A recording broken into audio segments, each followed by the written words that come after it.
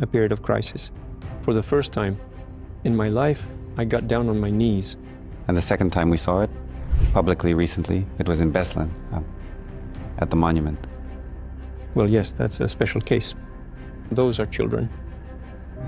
I think for those who experienced it, who know it at least, it will stay with us forever. Time and again, we come to the conclusion that the West seems to hate us for some reason. Are they envious, perhaps? No, this started a long time ago. Look, in the year 988, yes, there was the baptism of Russes.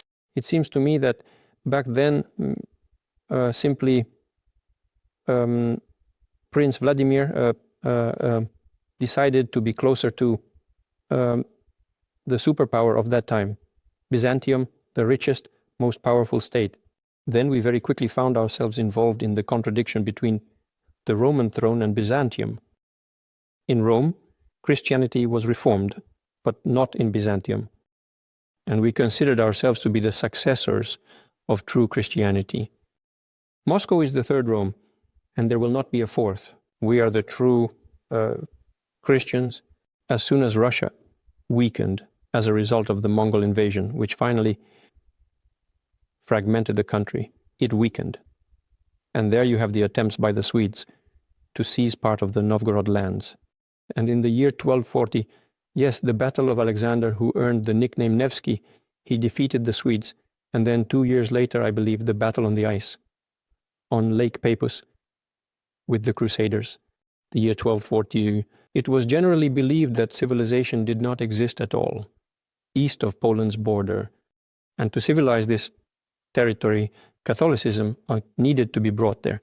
As soon as Ivan IV, Ivan the Terrible, said, "No, we will remain Orthodox," the legend immediately arose that he was a cruel tyrant, that he was completely insane, and so on. Then Peter I and his desire in certain areas where he believed Russia was lagging to adopt Western standards, establish production, set up an efficient management system in order to develop Russia. But I am sure that Peter I did not want us to just copy everything that is the best. As I understand it, we were supposed to take the best and then, based on our own foundation, move forward to make it even better. After all, at the core of Western culture, Catholic and Protestant culture, material well-being is always placed first. Yes, there are spiritual aspects there too, of course, but material success is still the measure. In Russia, no. In Russia, in a broad sense, they always talk about the moral foundation. Such a global idea is always present, moral and ethical. Hence, the constant desire of the Western community to take something from Russia, to somehow subjugate it, to make it more obedient. This happens from century to century, a period of crisis. For the first time in my life, I got down on my knees. And the second time we saw it, publicly recently, it was in Beslan, at the monument. Well, yes, that's a special case. Those are children.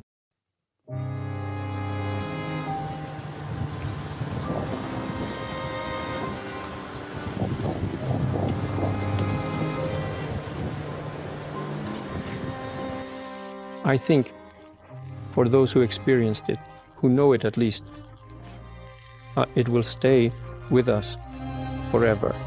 25 years ago, few could have imagined that Russian-Chinese relations would become such a factor in international politics as a whole. And you had already started building relations with China back then. How did you know?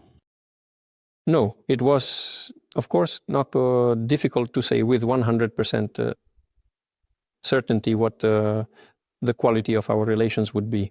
Today, these are not empty words. They truly have a strategic, profound character. Why?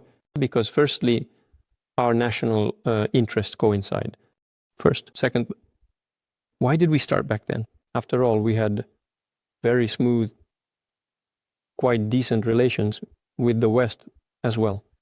Moreover, as you remember, well, you should remember, yes, they sent humanitarian aid in large quantities. Moreover, I think that people did this, if we are talking about specific individuals, they did it sincerely. And despite any problems of today, we should always be grateful to these people for this sincere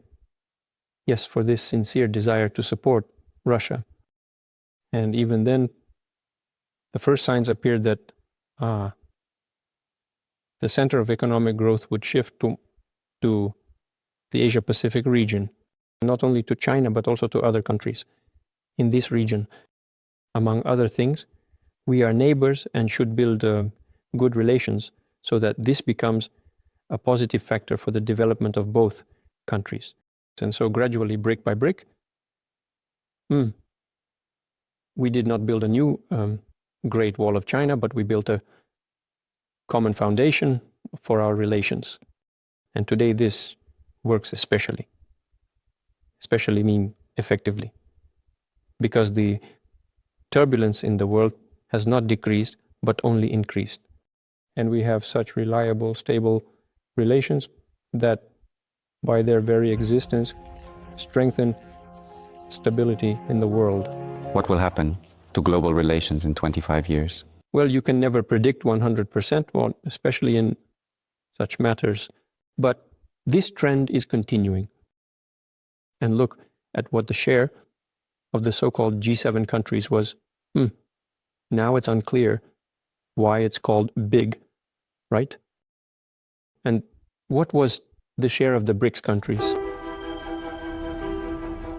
The BRICS countries, in terms of purchasing power parity, have already surpassed the G7 countries. And the trend continues. It is even increasing. And the share in the global economy, and therefore in global affairs, will continue to decrease. This is very closely linked, economy and politics. The security sphere. 25 years is a very short period of time. Well, that's why I'm sure that in the next 25 years it will be exactly as I say. You always appear very calm and restrained. Do you never feel the urge to, as they say, cut someone down? Always, indeed. Always? I live with it, but I fight it.